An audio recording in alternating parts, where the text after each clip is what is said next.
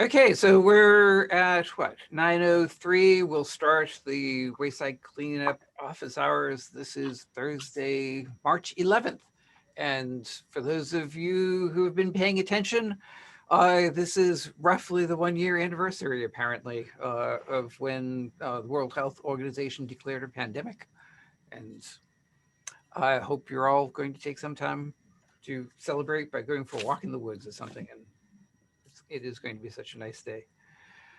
The big news for us is next week. So take notes, and we'll send this out in an email as well.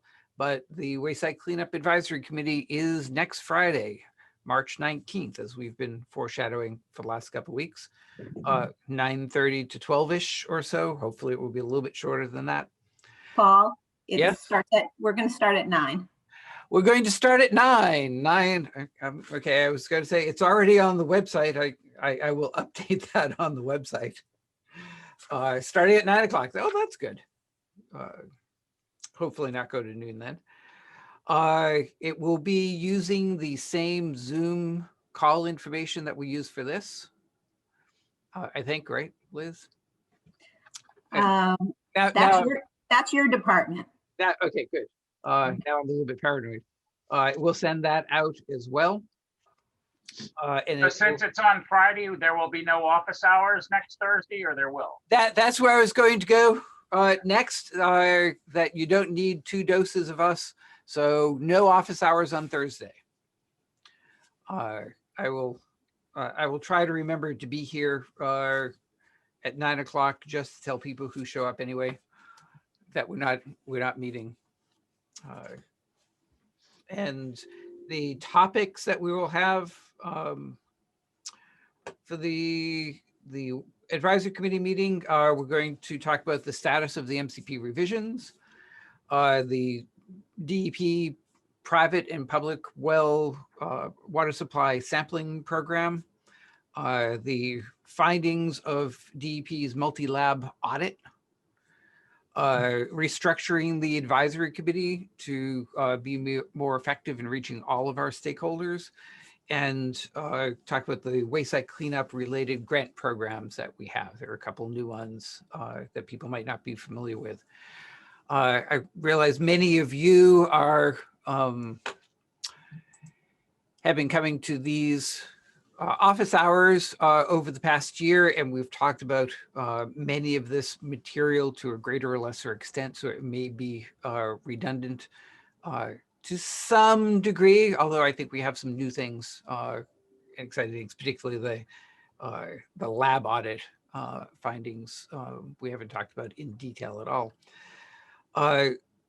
So you guys should still come, but remember that there are a lot of people who do not come to these meetings that will be at the advisory committee meeting. So it's bringing everybody back up to speed on where we are, what we've been doing.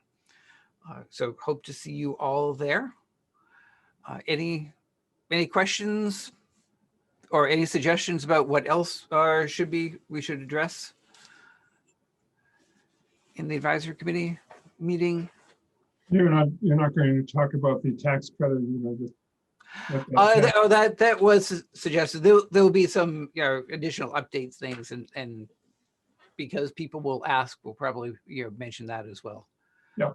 But I do want to keep stressing that as a DOR program, I don't want DEP even appearing to be taking the lead on that. We have, we're not the ones revising the regulations.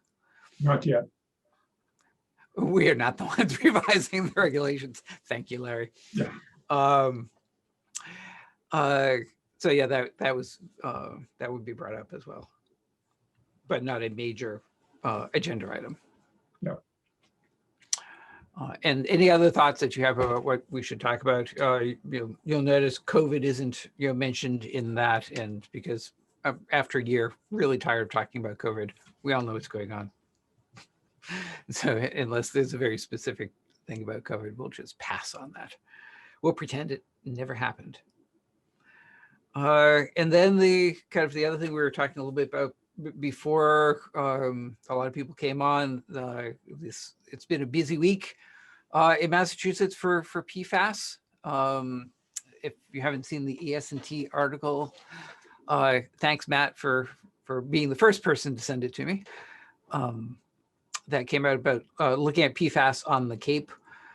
And kind of a couple interesting takeaways. First, the methodology for looking for fluorinated compounds and trying to get an idea of the amount of material there is interesting in and of itself, aside from what they actually found. The findings, looking, I'm going to take the half full point of view on this. Which is one of the things they did is look at 6 watersheds down on the Cape, 3 known to be affected by AFFF source and 3 not known to be affected by AFFF sources. And they did find significant differences between those different categories, which is great. I think it's great because we know 3 of them are contaminated with AFFF. So hopefully that's different from elsewhere. And they saw a difference in the composition of the PFAS compounds in those watersheds, with the longer chain compounds that are associated with AFFF certainly at higher concentrations in those 3 watersheds that are known to have the sources. What is also interesting, and those longer chain hydrocarbons were not present at high concentrations in the 3 watersheds not known to have the sources. So that's good news, I think. The other news, which is interesting and is what I think sparked a lot of the articles in the popular press and semi-popular press, is that in the 3 watersheds that did not have the known sources, they did find substantial amounts of PFAS, particularly the smaller chain PFAS compounds. I don't think it's the fact that they were found in these other watersheds, I don't think is particularly surprising to anybody. Following it, the smaller chain, the longer chain compounds have been phased out over time. The shift has been to the shorter chain compounds. So if you're going to find something, it's not surprising you would find the shorter chain compounds. I think the most common ones were 4 carbon length PFAS compounds. So they are there. They're present at concentrations that are certainly measurable and kind of caused raised eyebrows. As kind of a former risk assessor and regulator, I would always throw out the caveat that we don't really know what those concentrations means in terms of potential risk. The toxicology on those shorter compounds has not been as well studied as the longer compounds. So there are a lot of unknowns there, but they do seem to be present. What we do know, and again, half full cup, is to the extent that we know things about the toxicology of the PFAS compounds and the relationship of carbon chain length to the toxicity, that the shorter ones, if for no other reason they have a shorter residence time in the body, they're believed to be less toxic as well. So, half full, half empty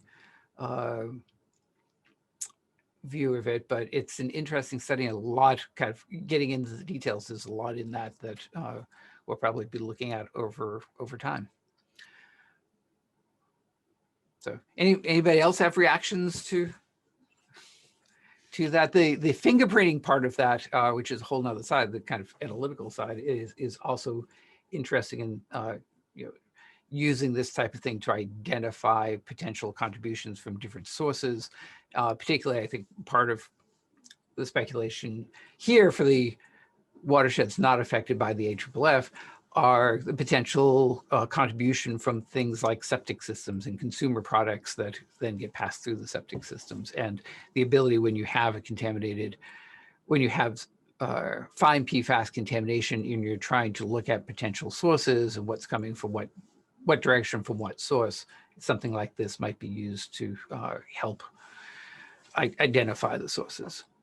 So there's an analytical component, there's a toxicology component, there's a exposure component to it. A rich, detailed study. Yeah, I thought that it was interesting in the analytical part that, maybe this offers somewhere down the road, an analytical method for environmental sampling to assess PFAS risk, rather than, again, faced with over 6,400 now, the number goes up every day. Compounds, the idea of having an analytical method with a target analyte list of thousands of compounds is scary. So the idea of maybe, trying to agglomerate these in some way and use a method derived from this sort of approach. Yeah, it kind of opens up possibilities for optional ways or alternative ways of regulating PFAS compounds in the environment.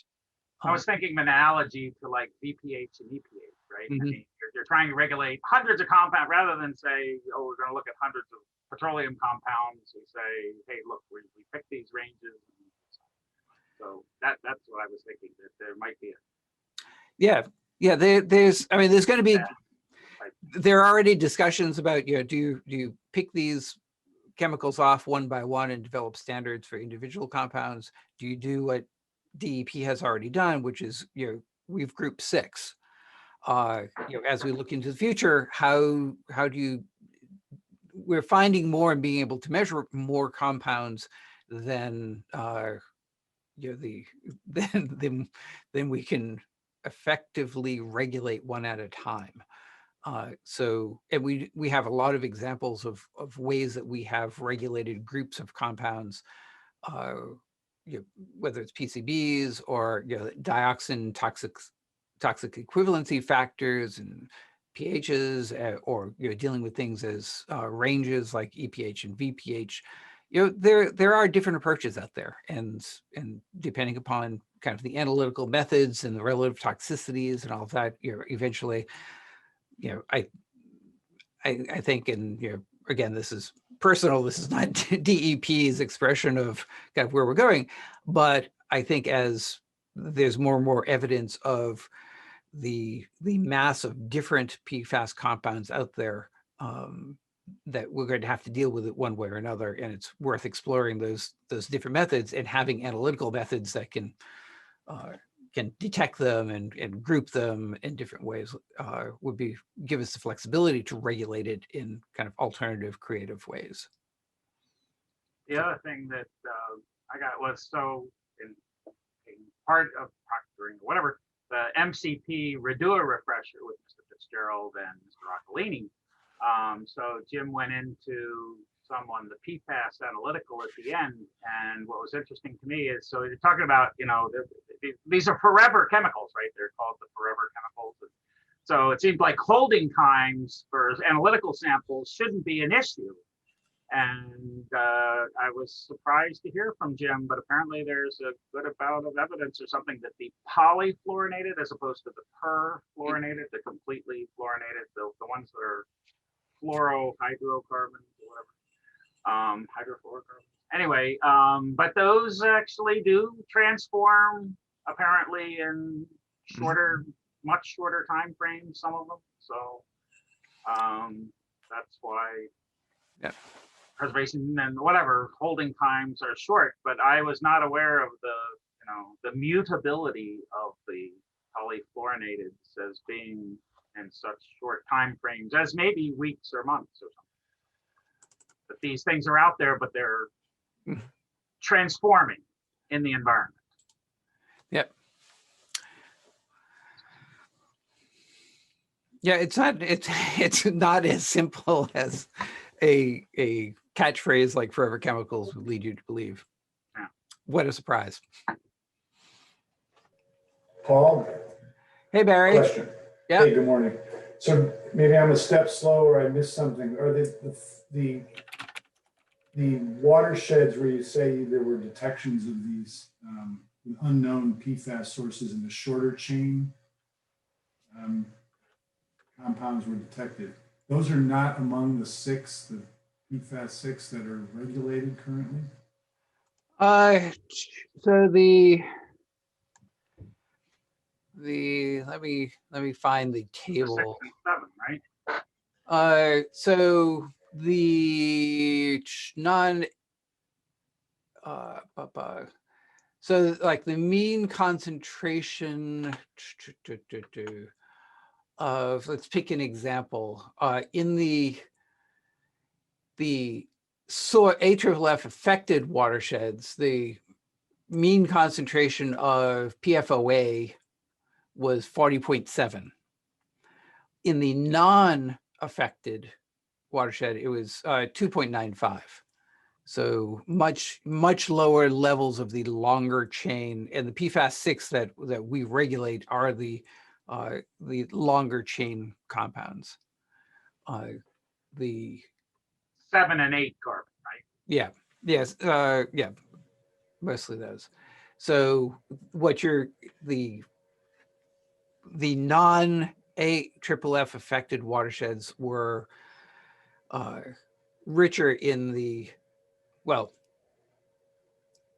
maybe not richer, but had the non-AFFF watersheds had first, I believe, on an absolute scale, fewer PFAS, less total concentration of PFAS. Right, so the distinction, the watersheds that you're saying they were known sources of AFFF. The other watersheds that were not known, but there were some of the PFAS 6, like PFOA detected, but at much lower concentration. On average, yes. And so two things that maybe to generalize. One is overall, the affected watersheds, the AFFF source watersheds, had just overall more PFAS. And the AFFF affected watersheds were richer in the longer chain regulated PFAS compounds. Meaning, and that leaves us with the non-AFFF watersheds had, on an absolute scale, less PFAS total, and the PFAS that they had was, maybe a way to say it is, more balanced. There was a rate, it was not enriched in the longer chain PFAS. You had relatively more of the shorter chain compounds. And if I can, just one other question. So when you say known AFFF sources, or in the unknown, well, what could you explain what you mean by you knew there was a source of AFFF in the known ones? Two of the watersheds were affected by Joint Base Cape Cod known PFAS blooms where they knew AFFF was used. And the third one was the Barnstable Fire Training Academy as a source. So actually locations where there was frequent use of AFFF, not just like a car fire or a truck fire or a house fire. Correct. Yeah. These were some of our favorite known, well-studied sources. So interesting article. I recommend you all read it. And not only read it, there are a bunch of like articles in the press kind of relating to it, and as kind of an intellectual, fun time. And this is how regulators have fun. It is interesting to see how it's addressed in the popular press, the risk communication aspects of something like this. And one thing that I'm particularly sensitive to is comparing results to DEP's 20 part per trillion drinking water level. And because it almost seems like whatever number is out there, whatever result is out there, it's always compared to the 20 part per trillion drinking water level. It doesn't matter if the result is for something that's not drinking water. Let's still compare it to the drinking water standard. It doesn't matter if the result is for something that's not water. Let's still compare it to the 20 part per trillion drinking water level. It doesn't matter if what's in those results is mostly not the PFAS-6 that is regulated. Let's compare the non-PFAS-6 numbers to the PFAS-6 20 part per trillion level.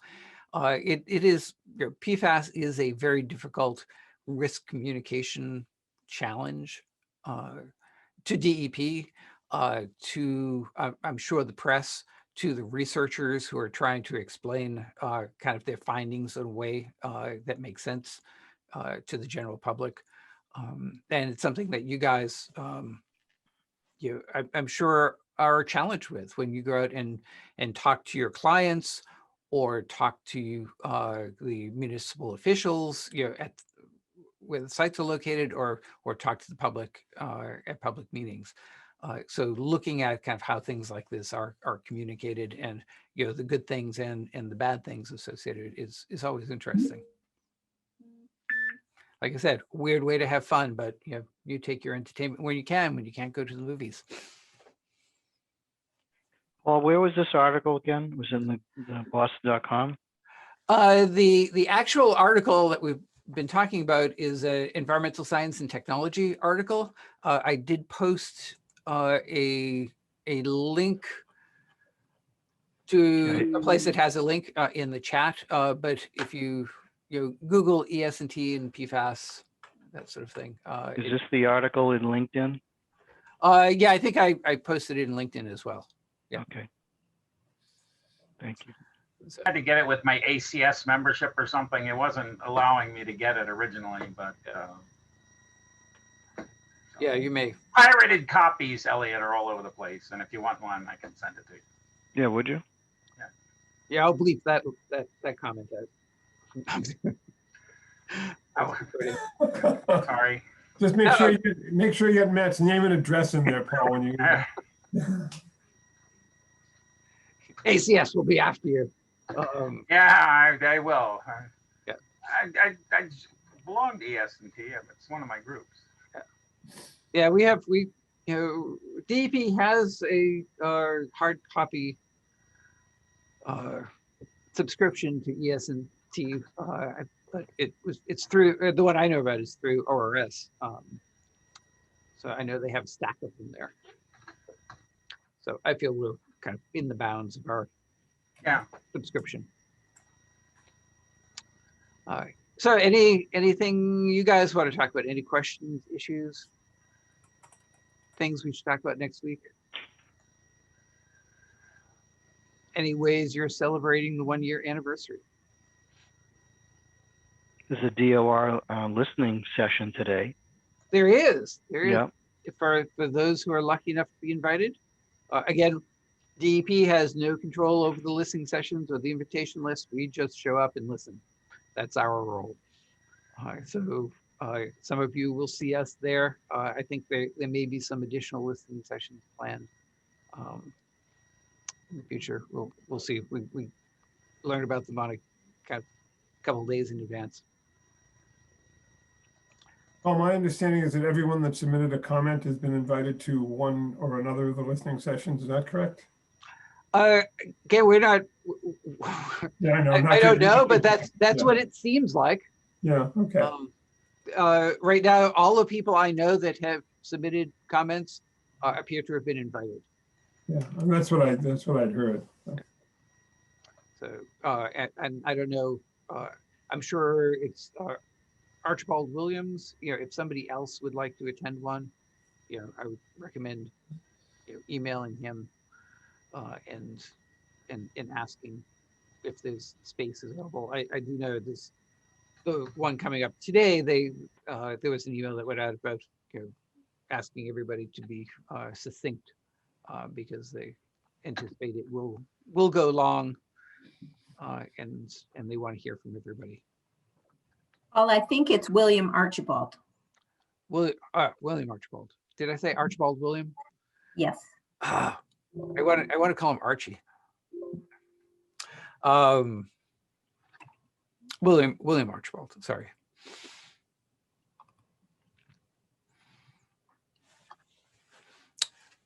So we'll see. That will be a highlight of the afternoon. That will actually be interesting, I think.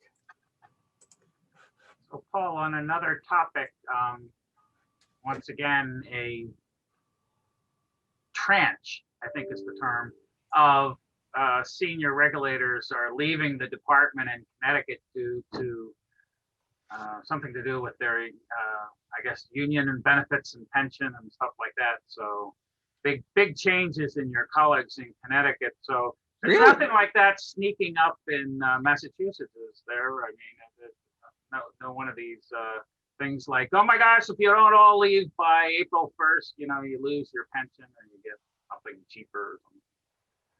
Right? You guys aren't going anywhere, right? No, not yet. I hadn't heard that. I would be interested to know what's tripping them over the line. You could talk to your compatriot Betsy Wingfield, but it's like her biggest challenge is that they are losing most of the senior staff in the Connecticut DEP because something happened with their contract or something, and if they don't all leave like between now and July next year or something, Yeah, bad things happen. So everybody has to bail. yeah. I sad to hear that. You know, MassDEP. Hopefully, there's no triggering action like that that causes everybody to leave all at once.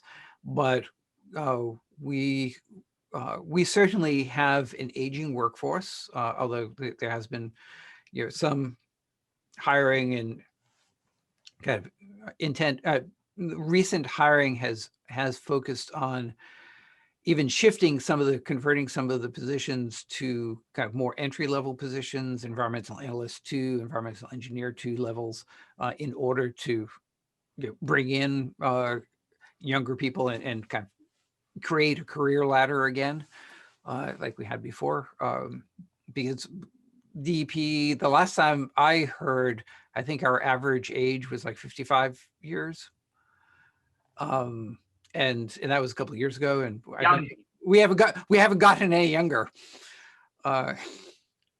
So yeah, we are an early retirement incentive package away from losing a group all at once. But even without that, there's going to be a steady movement of people retiring.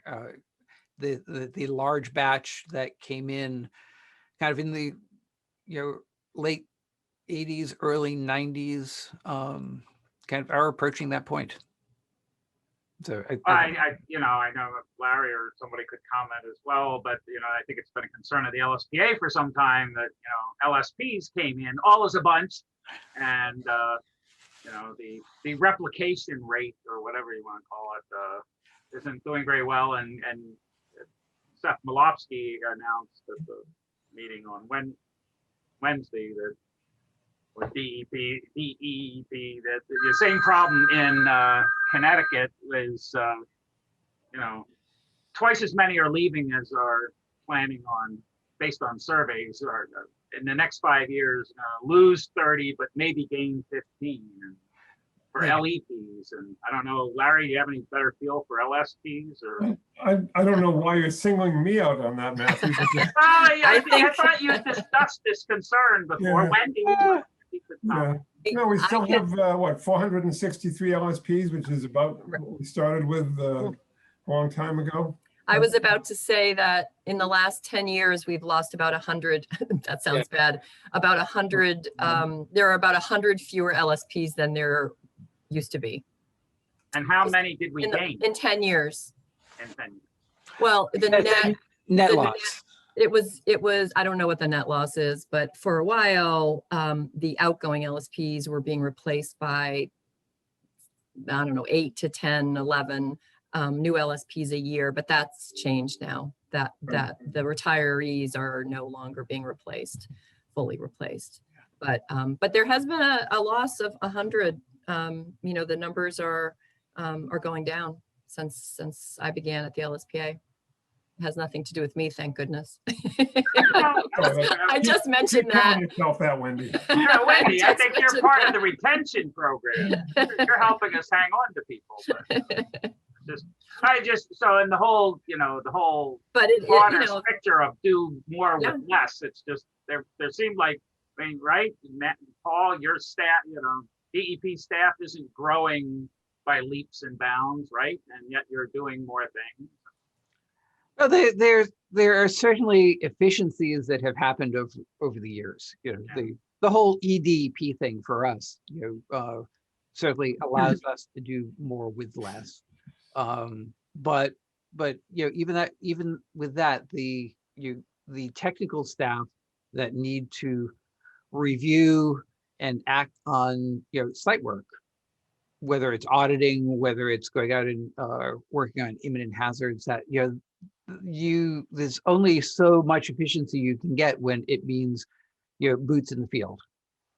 It's not, you still need to have the bodies to do that, and the eyes to look at the reports to audit them. This automation and better productivity will only get you so far. And I think Wayside Cleanup has reaped those benefits perhaps a little bit more than some of the other programs have. And they're catching up. But yeah, we're overall, at a, fewer staff trying to keep up with the same amount of work. And, it's, there are just some things that won't get done, or certainly not on the same time frame. When is emergency response getting its drone fleet? I say this only part because the interest in having the more they're mounting remote chemical sensors on drones, yeah, the use of them to spot spills and track emissions, whatever. Yeah, that's a little bit of a running joke in the department.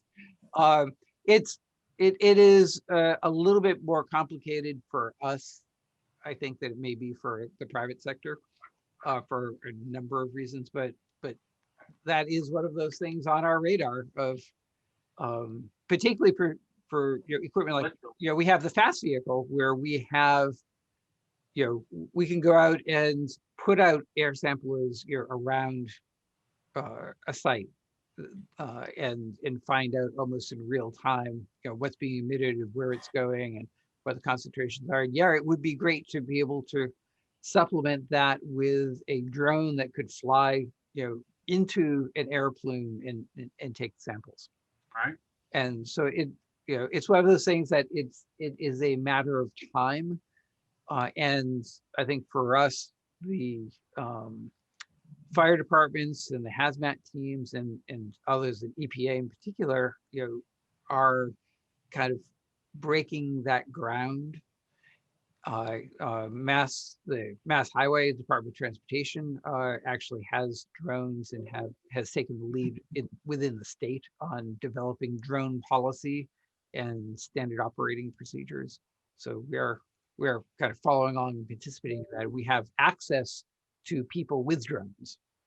Yeah, the University of Rhode Island has Whopper 40 class or whatever. One of the features is they have the local fire department bring their drone team in, and so as they go through their simulation exercise, the leaders have access to actual real drones to go. Yeah. And so for us, it may be, the first step may not be us having actual drones ourselves, but one of the things we might look at in ER contractors is the availability of drones and the ability to bring a drone out to a site. That would most likely be the first step. We have had, interesting uses of drones.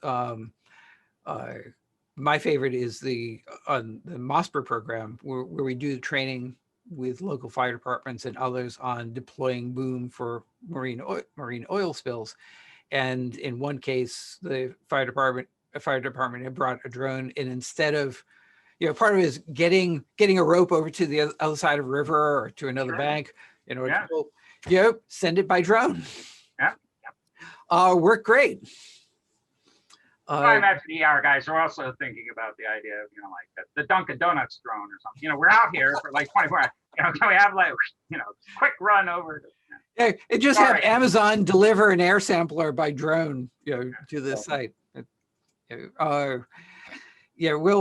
we're keeping an eye on it. We may not live our dream of having our own fleet of drones, but I don't think it's too far in the future when we'll be using our contractors certainly and their drones to get us information. AUL monitoring would strike me as another, Well, controls, coming out, going out and looking at, hey, you say the pavement isn't great, so we have to send somebody out. And it's like, hey, maybe we could do this another way. So yeah, so I mean, that's typical of one of the, that would be a great use for it, but particularly as the state and the states kind of, I don't know what the legal ramifications are. My understanding is it's complicated and messy, but DEP has in the past, you may remember, one of the really cool things the wetlands program had done a long time ago is use, when aerial photography was becoming cheaper, using the aerial photography and, over a period of years to track modifications to wetlands and then take enforcement action based upon that. I mean, that was really cool, but the issues around privacy and the appropriateness of those flyovers, which are pretty high, much higher than a drone would be. A drone raises, and use of a drone for checking things like the quality of pavement back behind, a building on a private lot, I think raises issues that people other than me with a lot more expertise are struggling with and dealing with, and eventually will come to some conclusions about. But we don't take that lightly. We don't think, just, let's get a drone and, fly it through your windows and out the other side to see what's on the other side of the property. Not happening soon.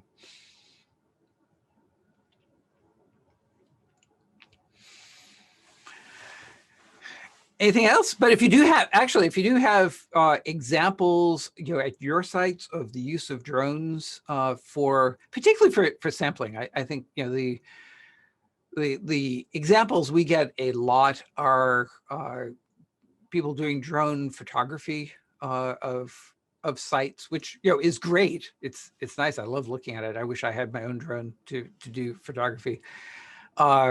But I think the killer apps will be things like air monitoring and being able to fly in and grab samples where you wouldn't otherwise be able to. Air sampling and maybe water sampling as well, being able to like drop down and grab a surface water sample somewhere. Yeah, the ones I know of currently, at least the one firm I talked with and seen out in the Midwest, they're interested in getting into the New England area. Mm-hmm. And in fact, they offered to do the first one free if someone will give them a site. But it's drones equipped with LiDAR, so getting much more detailed surface mapping, and Mm-hmm. the LiDAR maybe is helping find underground features, much like the aerial photography over Europe and finding all the Another embankments and stuff, and then infrared, the IR, being able to pick up compounds. So the IR for like flying it over marine oil spills, for example, and going up up and down a harbor looking for releases of oil and hard to see sheens. That's another potential use. I just had a train of thought. Oh, I don't know what the miniaturization and the payload weight, whether it allows for this, but one of the things that certainly we have found useful at sites is ground penetrating radar and flyovers, particularly for unexploded ordnance. And we've had helicopters at some of our big like DoD type FUD sites, fly across, with, I've pictures somewhere of helicopters with big array, attached, flying over sites to do that. And at some point, I would assume that with miniaturization and the increasing capacity of drones, that you'd be able to do that with a drone at some point in the future. That also would be kind of a killer app for us. Figuratively, Dave, not literally. I know where your mind was going there. I saw that smile. I'm not promoting a police state with drones out there taking care of business. No. But the finding the unexploded ordnance, better you find it first than somebody else. I have a site in Rentham where we had to do a large EM GPR survey before we could go out with the drill rig to confirm that there weren't any more UXO out there. Yeah. No, I hear you. Yeah, and we wouldn't want the enforcement division of the department to be getting drones. We've seen how that goes. Yeah, I won't say anything about that. I'm not authorized to say anything about that at this time. Give a new meeting to the Environmental Strike Force.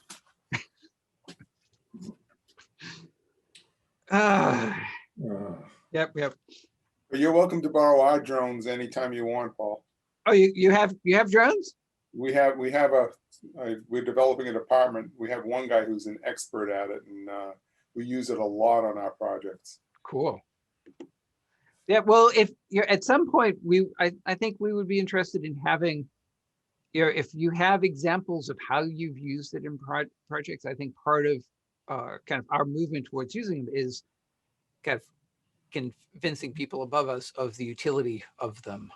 So examples and presentations at some point might be useful. So maybe at some future advisory committee meeting, it would be great if some of you have been using drones. We could ask you to do a short presentation on kind of how you have been using them. Or an LSPA meeting, Wendy. Or an LSPA meeting. Yeah. Yeah, we do them too. Use them a lot in wastewater treatment plant surveys and sampling where you can't get out in the middle of a pond or a digester or whatever. So, but yeah, we have a whole group that does them. Yeah, we also have a group. I think they use them for like geologic mapping because you see this, way up high view. Mm-hmm. You have to have a pilot's license for the drones. Yeah, the regulatory framework around that is one of the things that it confuses me, but I'm not the person in charge of finding it. But it's one of our limiting factors of that. And I'm not saying any of you might be flying drones without the pilot's license or without the allowable permits and all of that. But should DEP go and do it and acquire our own air wing, I think we obviously would have to be very careful to make sure that we're doing everything correctly. Oh, not just air wing, Paul. Think big. Space Force. Space. That's what I was thinking. Satellites. Come on. Okay, that's how I'm going to spend the rest of the morning designing DEP Space Force's logo, because that's really the Catalans have done it, right? They have their own space force. That's all. That's really all you need to have a Space Force, a good logo. Okay, anything else you want to tackle today? No? Okay, next week we'll be meeting on Friday, the advisory committee meeting, the big show. Nothing on Thursday.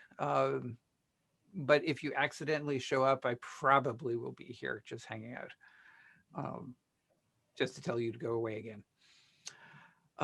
Okay, have a good rest of the day. Have a good weekend. Thank you all. Get outside, everybody. Right. Right. Bye-bye. Thanks. Okay. Bye.